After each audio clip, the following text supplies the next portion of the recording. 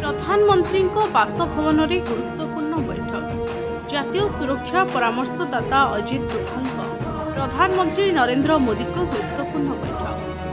भारत पाकिस्तान मध्य चलता उत्तेजना संपर्क में आलोचना होने सूचना मिली।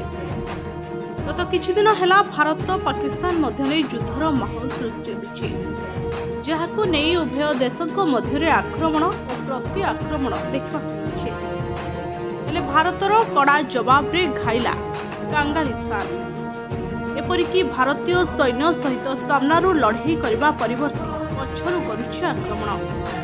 बारंबार सीमारे अनुप्रवेश पाई उद्यम जारी रखिछि। यह सहित सीमारे ड्रोन जरिया आक्रमण पाई योजना मध्य करुछि। सबु उद्यम को नष्ट कर देउछि भारतीय सेना। अन्यपटे तीन सेनार मुख्य सह प्रतिरक्षा मंत्री बैठक चलुछि।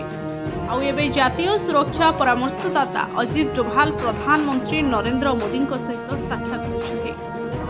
गुरुत्वपूर्ण प्रसंग नहीं प्रधानमंत्री एवं जातीय सुरक्षा परामर्शदाता मध्य चली बैठक।